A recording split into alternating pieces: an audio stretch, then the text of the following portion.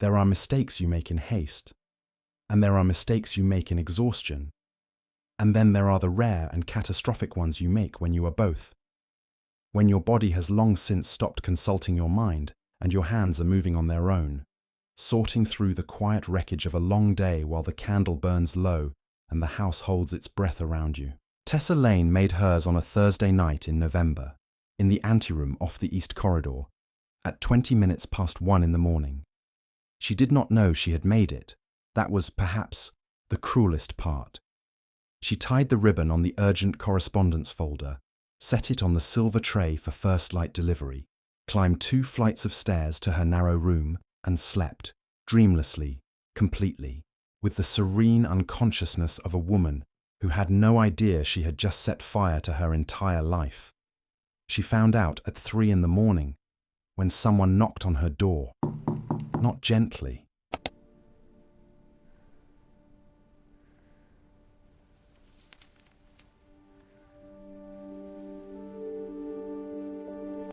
To understand what Tessa had done, you must first understand what kind of week it had been. Ashford House had hosted a winter party for 7 days. 7 days of guests requiring things at unreasonable hours, of the housekeeper's careful schedule dissolving into improvisation, of every servant in the house moving at a pace that left no room for thought. Tessa had slept, on average, 4 hours a night. She had eaten standing up. She had smiled until her face ached and been invisible until her soul did. By Thursday, she was running on the particular fuel of the deeply depleted, that hollow, automated efficiency that looks like competence from the outside and feels from the inside, like operating a body that belongs to someone else. The correspondence sorting was the last task. She had done it dozens of times, incoming to the left, outgoing to the right, urgent documents in the red folder, personal correspondence held until morning. Her hands knew the choreography. Her eyes barely needed to supervise. She did not remember picking up her journal from the corner of the desk where she had left it 2 days before. She did not remember the letter sliding loose from between its pages. The letter she had written 6 nights ago in a fit of honesty she had immediately regretted.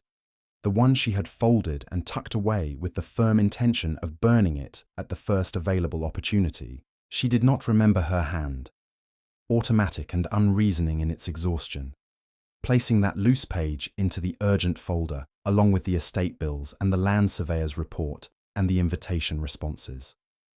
She remembered finishing. She remembered the ribbon, the tray, the stairs, the bed.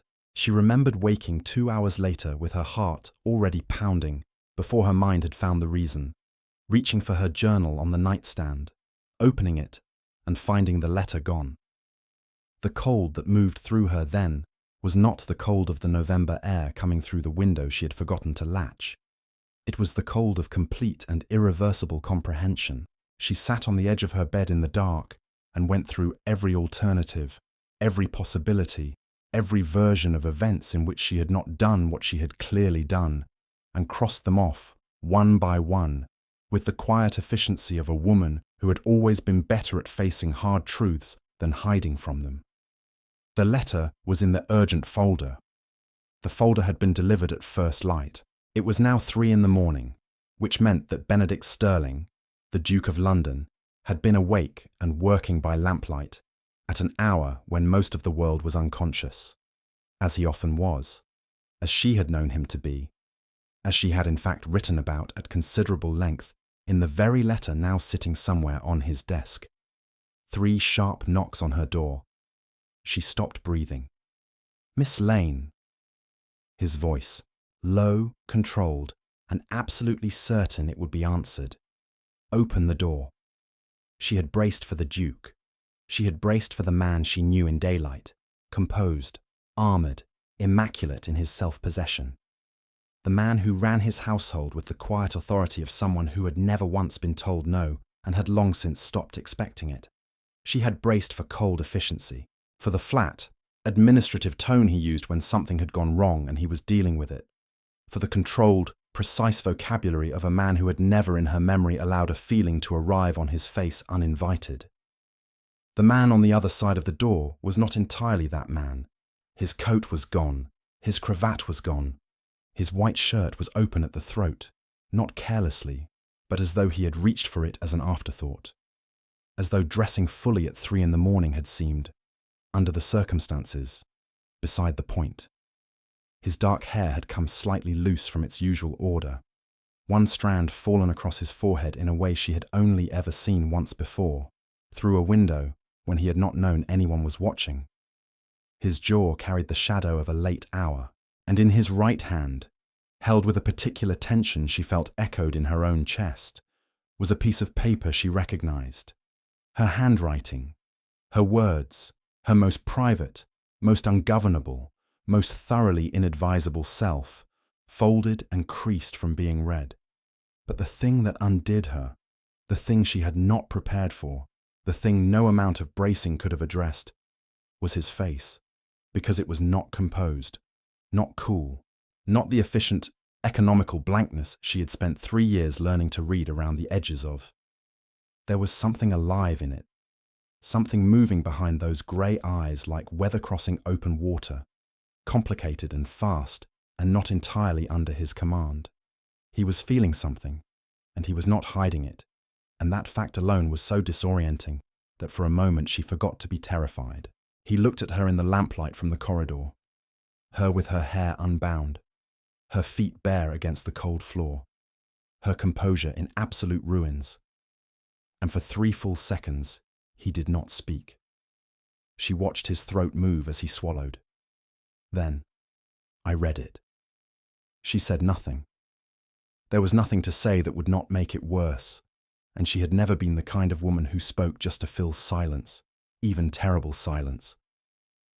Twice, he said, and something in the way he said it, the flatness of it, the lack of his usual precision, the word landing like something set down carefully rather than placed, told her he was not as controlled as he appeared, that the control was being applied in real time, actively, and at some cost.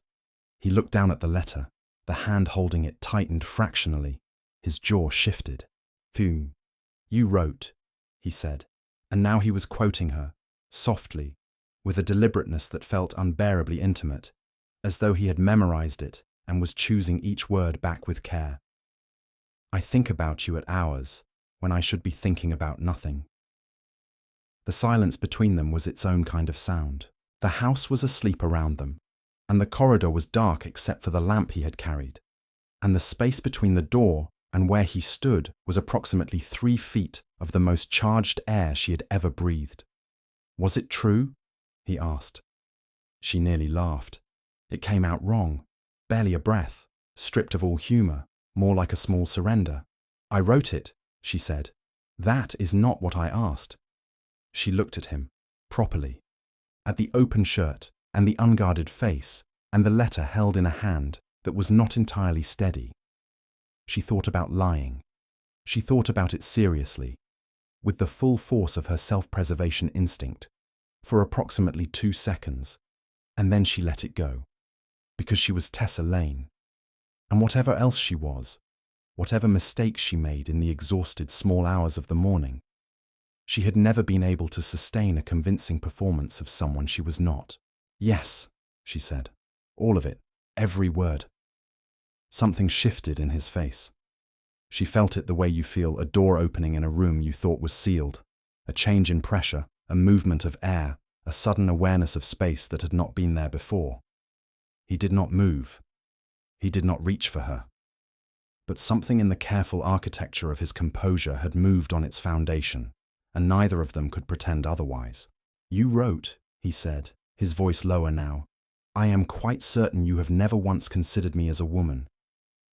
He looked up from the paper and met her eyes with a directness that cost him something visible. "You are wrong." She did not move. She was not sure she was capable of it. "You have been wrong about that," he said, "for considerably longer than you have been writing letters about it." He held her gaze for a moment, that stretched until she could feel it in her hands. Then he folded the letter, slowly, deliberately, as though it were something worth preserving, something he intended to keep, and put it in his shirt pocket, against his chest. "Pack a bag," Miss Lane. Small. Enough for a week. His voice had recovered its precision, but underneath it, something new had taken up residence.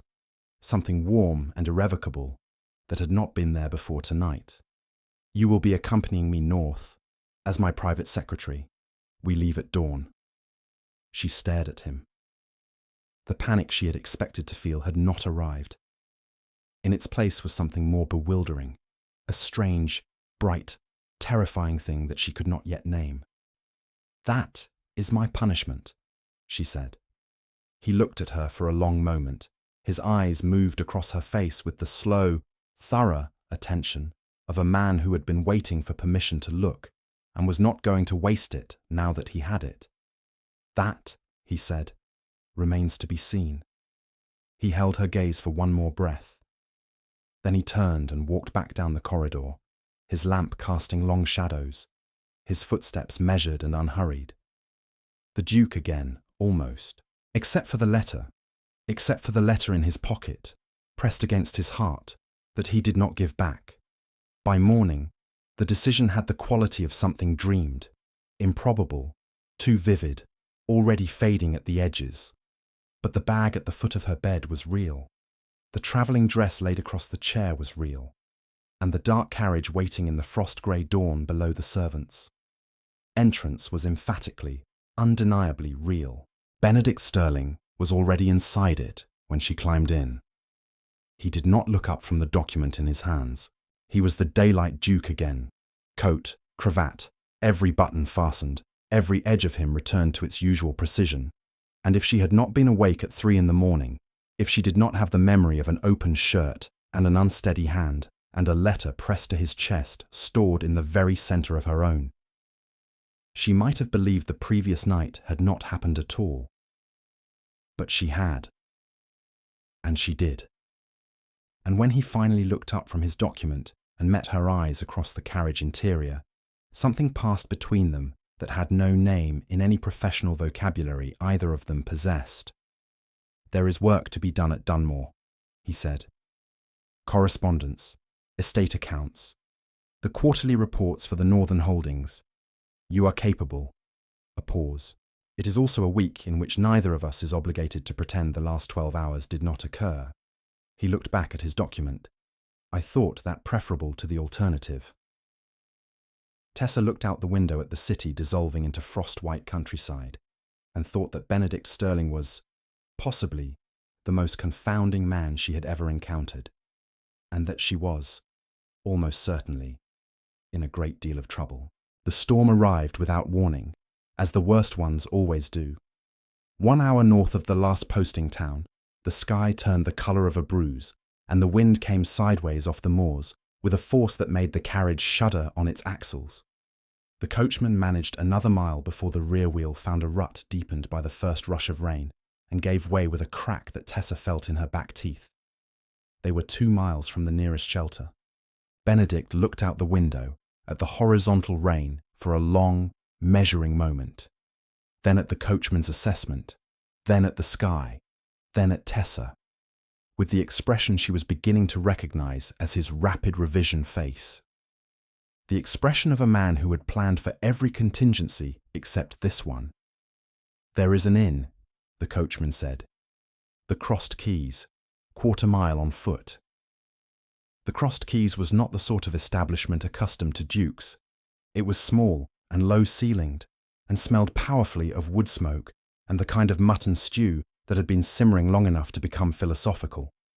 The rushes on the floor were clean, but humble.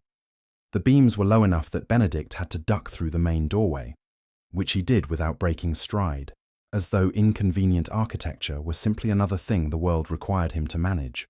The woman behind the counter looked at his coat, the quality of it, the cut of it, the very particular way it sat on a man who had never in his life bought anything that was not the best available, with the practiced suspicion of someone who had learned that well-dressed strangers invariably cost more than they were worth.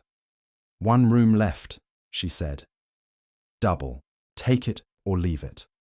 The silence lasted exactly as long as it needed to for both of them to understand the situation completely. Benedict placed his hand flat on the counter. "We'll take it," he said. with the smooth decisiveness of a man who had assessed the alternatives and found them wanting. And then, in a tone so level it was almost conversational, "My wife and I are grateful for it." Tessa did not flinch. She had been in service long enough to understand the arithmetic of the situation. A duke and his unmarried maid, one room, a storm, an inn full of people with long memories and longer tongues. And she produced a smile of such practiced serenity that the innkeeper's suspicion softened by several degrees. She said nothing. She did not need to. She had been performing composure professionally for years. The room was small. The fire, already laid and burning, was genuinely good. There was one armchair positioned near the hearth, one bed against the far wall, and a window through which the storm pressed against the glass with the insistent energy of something that had nowhere else to be. Benedict stood in the centre of the room after the innkeeper's girl had gone, and looked at the single chair and the single bed with an expression of such carefully maintained neutrality that Tessa very nearly smiled. "I'll take the chair," he said. "You are a foot taller than the chair," she said. "I've managed worse." She looked at him, at the Duke of London preparing to spend a night folded into an armchair half his size, with his dignity entirely intact, as though this were merely another logistical problem. And something in her chest did something warm and inconvenient. "Benedict," she said. His name, simply. The way she had said it once before, in the corridor, to see what it did to him. It did the same thing it had done then. Something in him went very still, not the controlled stillness she knew from daylight, but a different kind, the stillness of a person absorbing something that has reached them without armor. "The bed is large enough for 2 people to sleep in it, without touching," she said carefully. "It would be absurd for you to spend the night in a chair." He looked at her for a long moment. "You are remarkably practical," he said finally. "I am remarkably tired," she said. "And you are remarkably tall. Sit in the chair if you want, but I am going to sleep." She did not wait for his answer. She sat on the edge of the bed and pulled the pins from her hair, and she was aware, without looking, that he sat in the armchair, and that he opened the estate accounts he had managed to rescue from the carriage, and that he did not read them. "You're not reading that," she said, after a while. "I am reviewing the Northern tenancy figures. You've been on the same page for 20 minutes. A pause. The fire popped. The storm leaned harder against the glass. He set the papers down and looked at her, the way he had looked at her from the doorway at 3 in the morning, the way she suspected he had been looking at her for 3 years when she wasn't watching. And the firelight made his face do something she had only seen glimpses of before. It made him look like the man underneath the Duke, quieter, more uncertain, more real. "Tell me something true," he said, "something you have never told anyone." She considered him for a moment.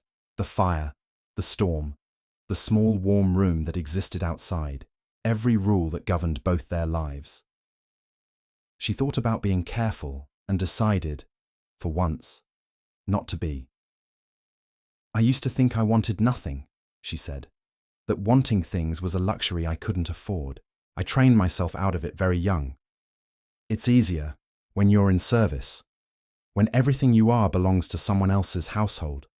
You learn to need less, to expect less, to find the small satisfactions and be content with them." She looked at the fire. "And then I came to Ashford House, and you made it very difficult to want nothing." The silence after that had a different quality from all the silences before it. Fuller, like a room that has just had all its windows opened. He got up from the chair. She tracked him in her peripheral vision without turning her head. The movement of him across the small room, unhurried, deliberate.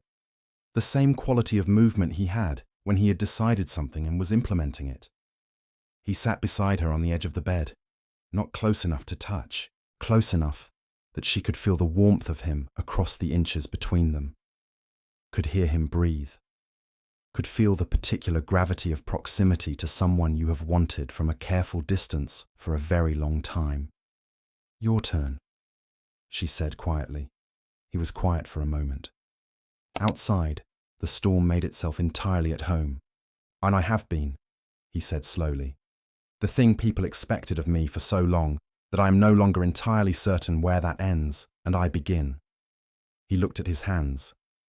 I was told, young, that a Sterling does not want visibly, does not need publicly, manages, performs, maintains. A pause. I became very good at it. Too good, she said. Yes. He looked at her then, sideways, with something that might have been rueful. And then you looked at me down the east corridor, as though I were a problem to be assessed.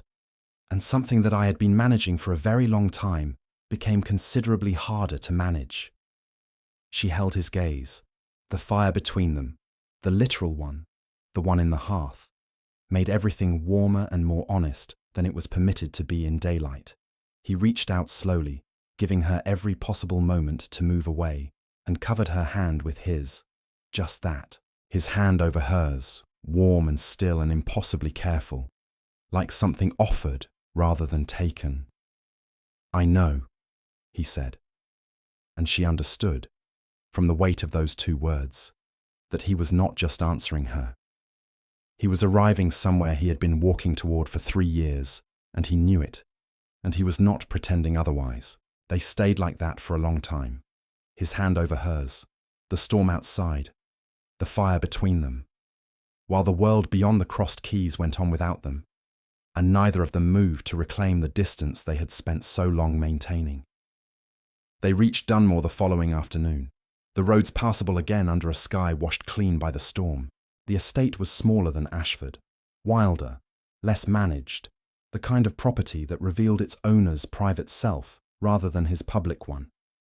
There were books stacked in unconventional places. The gardens had been allowed to grow with a certain deliberate freedom.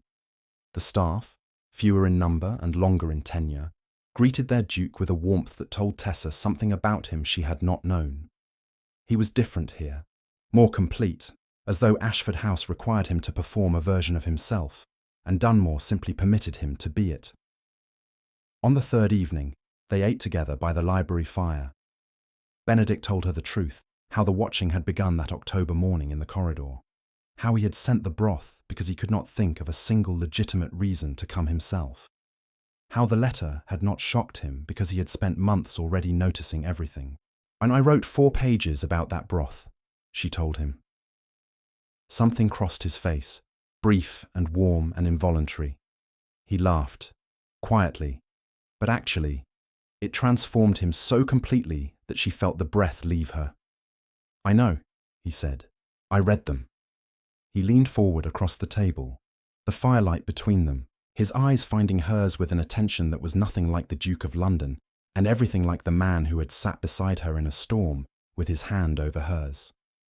He said her name, softly, and the door opened. A footman with an urgent message. The moment dissolved, but it had existed, and they both knew it. Lord Harwick arrived the following morning without invitation, with the specific energy of a man accustomed to taking what he wanted from the world without troubling himself about prior ownership. He was a neighbour. His estate bordered Dunmore to the east, and he called on Benedict with the ostensible purpose of a boundary dispute that had been generating paperwork for 2 years and resolution for none. But Harwick's attention did not stay on Benedict. "Your secretary," he said, his eyes moving over Tessa with the appraising efficiency of a man who catalogued women the way others catalogued horseflesh. "Miss Lane manages my correspondence," Benedict said. Level, but underneath it, very still. Charming. Harwick moved toward her. "I've been looking for someone with that capability myself. Perhaps when Sterling no longer requires your services, she won't." Benedict had moved. He was simply, suddenly, between her and Harwick, not touching her, not dramatic about it, just present in the way that a wall is present, inevitable and complete. His voice was controlled, but underneath the control was something she had never heard from him before, something raw and absolute and not remotely interested in being polite about it. "Miss Lane's position at Ashford House is permanent," he said. She is not available for other arrangements. She is not a resource to be discussed or acquired. And I would strongly suggest, Harwick, that you adjust your manner of address before I do it for you. Harwick recovered his smile, though it cost him. He took the boundary survey and left without lingering. In the silence after the door closed, Tessa looked at the set of Benedict's shoulders, the tension releasing, slowly, now that the performance of control was no longer required, and felt something move through her chest that was larger and warmer and more irrevocable than anything she had put in 3 years of letters. Permanent, she said. He turned. Yes. I am not interested, she said carefully, in being anyone's permanent arrangement. He took a step toward her. Something in his face had gone quiet and certain, the way it did when he had decided something. Good, he said. I'm not offering an arrangement. They returned to Ashford House on a grey Friday afternoon, the week measured behind them in the particular way that weeks measure themselves when something irreversible has occurred inside them. Not by days, but by moments, stacked and weighted and impossible to unknow. Nothing formal had been said. Nothing had been named. They had held that careful, suspended space between what existed and what had not yet been spoken. Both of them, she suspected, for reasons that were not identical but arrived at the same caution. She because she had spent 3 years learning not to want things she could not afford. He because he was Benedict Sterling, and naming a thing made it real, and real things could be lost.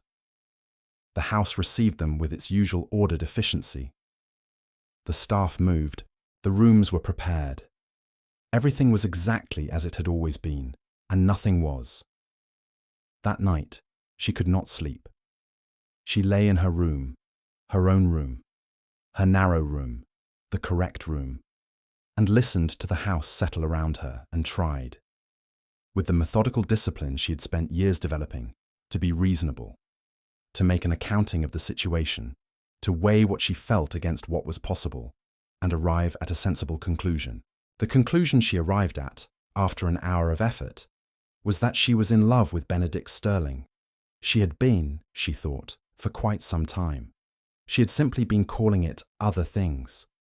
She was still examining this conclusion with the bleak thoroughness of someone inspecting a problem they cannot solve when she heard his footsteps in the corridor. She knew them. She had known them for 3 years, the particular cadence of them, the way they landed on the upper floorboards, measured and certain and never in a hurry. She tracked them the way you track something you have been listening for without admitting it.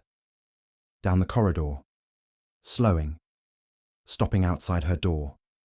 A knock, softer than the first time, asking rather than demanding. She opened the door. He stood in the dark corridor with no lamp this time, just the faint silver light from the window at the end of the hall edging his face, and he looked at her with an expression she had not seen on him before.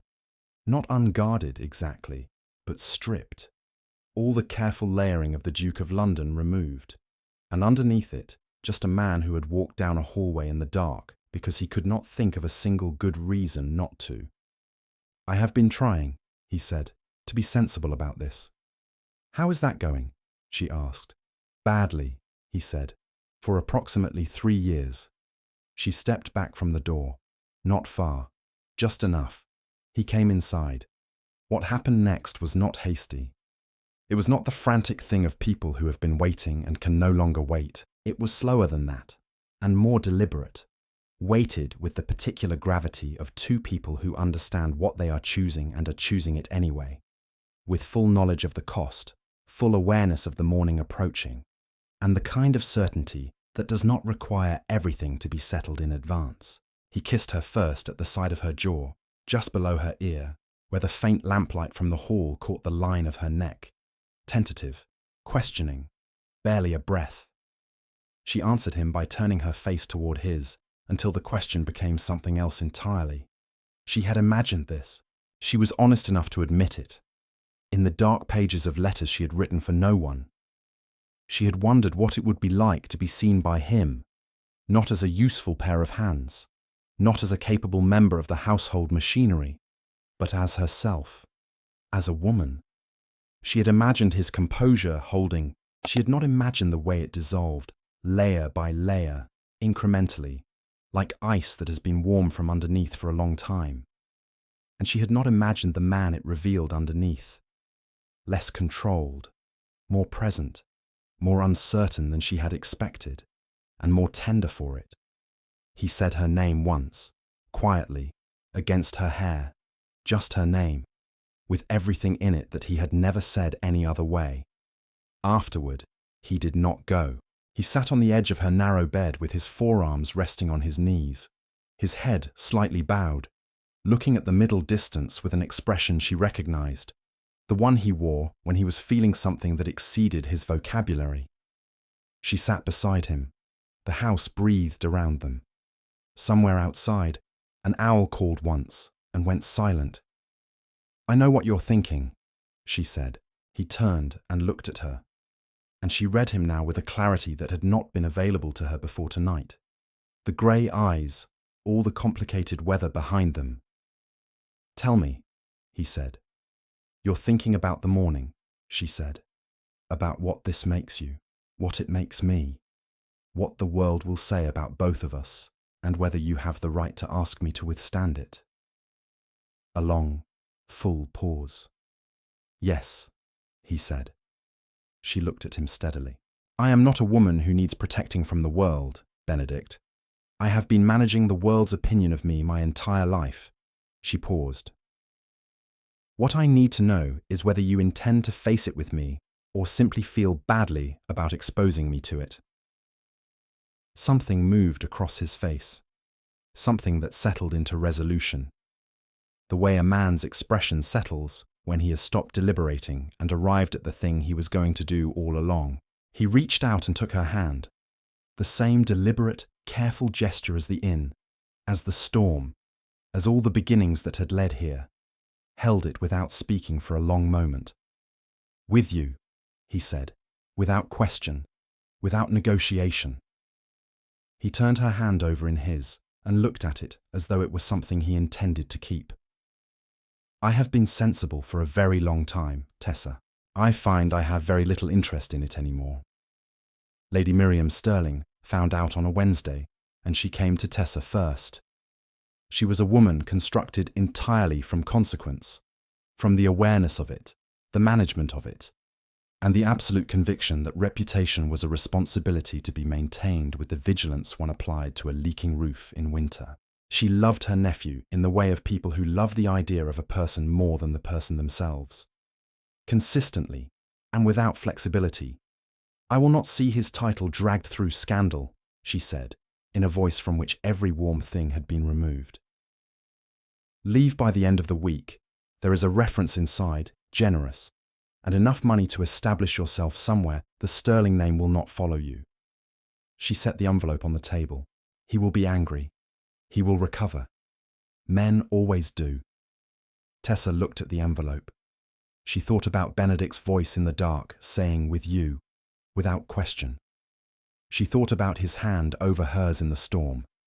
She thought about what it would cost him, the title, the standing, the 40 years of family name, to be seen choosing her. She took the envelope. She told herself it was the right thing. She packed her bag before she could think clearly enough to stop herself, and she left before dawn. He found out at 7 in the morning. The housekeeper handed him Tessa's note, with the pale expression of a woman delivering news she had not chosen to carry. Brief, careful prose, stripped down to what she believed she was permitted to leave. She was sorry. She was grateful. She wished him well. Not a single word that was not true, and not a single word of what was most true. He read it once, set it on the desk. He stood at the window, the same window, the frost-covered garden, the view he had been standing at 3 years ago when she had walked in without knocking and seen his face before he had time to arrange it. And he was very still for a long moment. 90 seconds, perhaps less. Then he called for his horse. His aunt intercepted him in the entrance hall, already dressed for a conversation she had rehearsed. "Benedict," she began, with the measured authority of a woman who had been managing the men of this family since before he was born. He stopped. He looked at her. Not the Duke's look, not composed and administrative and politely immovable. A different look, the look of a man who has finished deliberating and is no longer available for further input on the subject. "As if you go after her," Lady Miriam said. "If you do this publicly, there is no recovering it. The title, I know," he said. "Then you understand what you are." "I know, Miriam." Quietly, finally. "And I find that I no longer care." He walked out the door into the November morning. She had 3 hours on him, and she had taken the coaching road south. He rode at a pace that his horse would remember, through mud and mist and the cold particular, to mornings that have not yet decided whether to clear.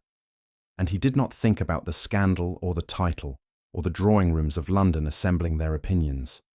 He thought about a note on a desk. He thought about a woman who had taken the envelope because she believed, wrongly, that he needed protecting from his own choices. He found her 2 miles from the first posting town. She was on foot. The coach had lost a horse to lameness, and she had walked on rather than wait, because she was Tessa Lane, and waiting for a problem to resolve itself had never been her way. She was walking in the rain with her bag on her shoulder and her chin level and her hair coming loose in the wet, and she looked, from a distance, like exactly what she was, a woman who had made a decision she believed was right and was implementing it with everything she had, even though it was destroying her. She heard him before she saw him, the sound of hooves on the wet road, slowing, stopping. She turned. He dismounted before the horse had fully stopped. He was soaked through, his coat dark with rain, his hair wet, the immaculate precision of the Duke of London entirely abandoned to the November weather. And he stood in the road and looked at her, and for a moment neither of them spoke. The rain came down between them, steady and indifferent.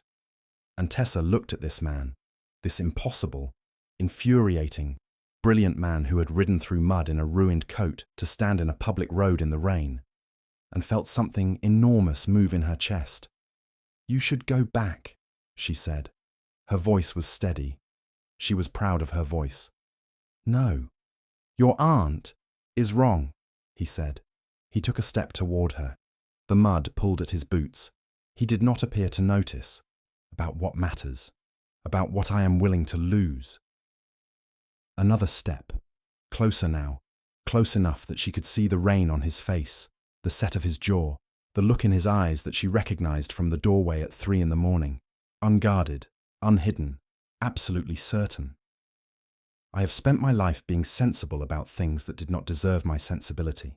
I have been careful and correct, and I have maintained every expectation placed on me since I was old enough to understand what was expected. And I have been—" He stopped. Something moved across his face, something raw and unpolished that she had never seen the Duke of London allow in public, and that this man, standing in the rain on a public road, was making no effort to conceal. For a very long time, profoundly, quietly, impeccably unhappy. She stared at him. The rain ran down her face. She did not wipe it away. "You are the only thing in my life," he said, "that has ever made me want something more than I wanted to be safe." "Benedict, I know what it costs," he said. "I have been calculating the cost since the East Corridor 3 years ago. I know exactly what it costs, Tessa, and I am standing in the rain telling you that I have made the calculation and I don't care." He was in front of her now, close.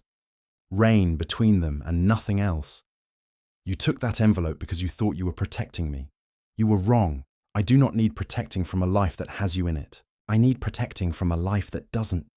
She looked at him for a long, suspended moment, at the wet coat and the ruined boots, and the face that was not performing anything, not managing anything, not maintaining any distance whatsoever, and felt 3 years of careful, protected wanting come entirely loose from its moorings.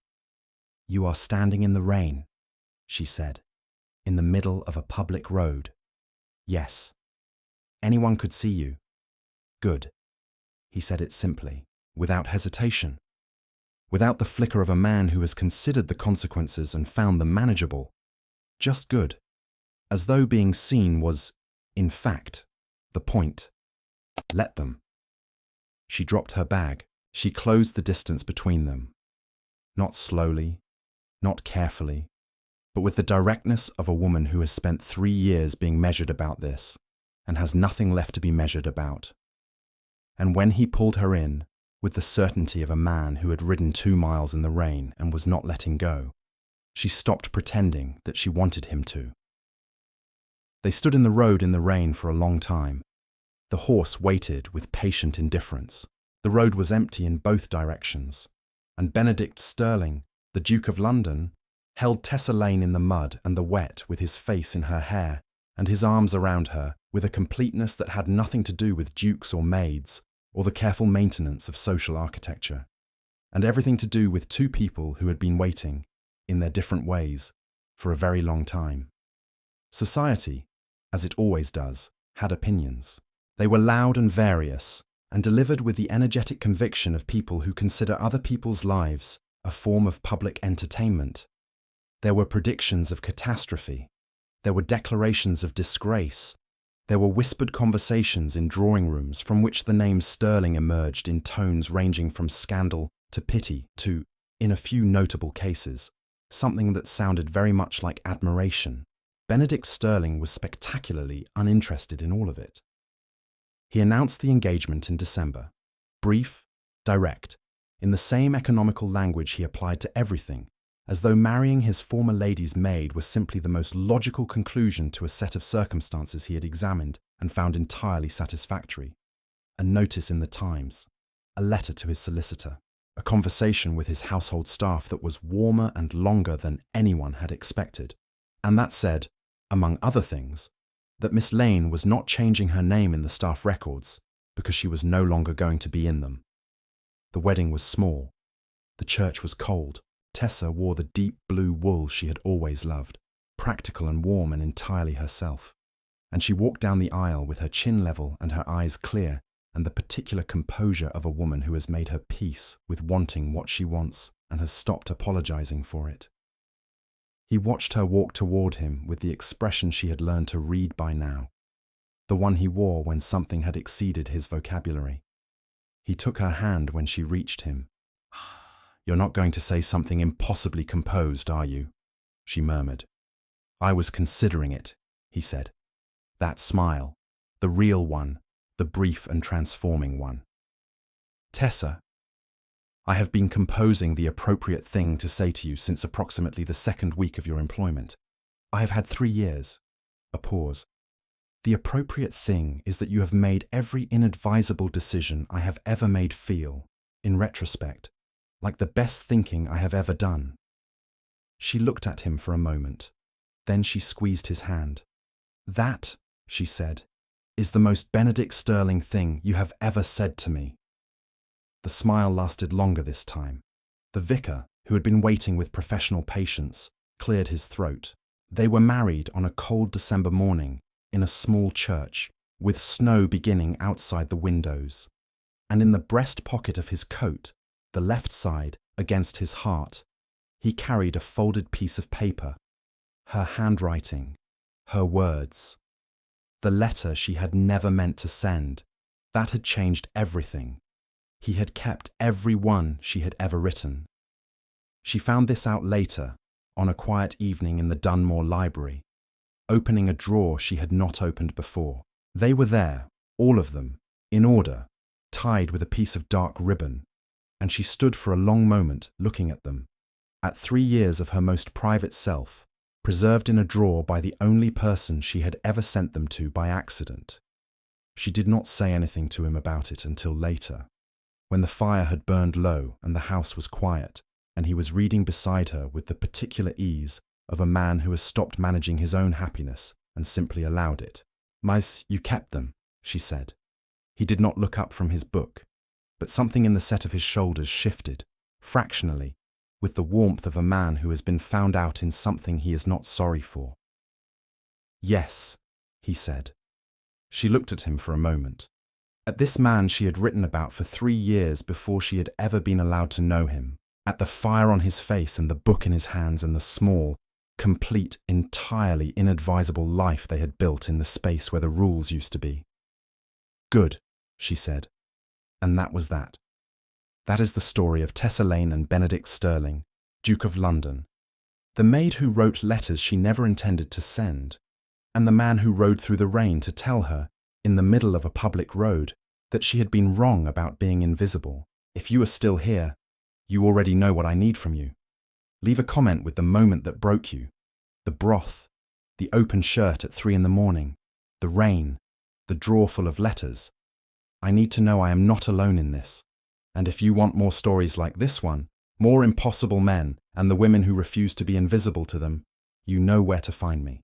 Until next time.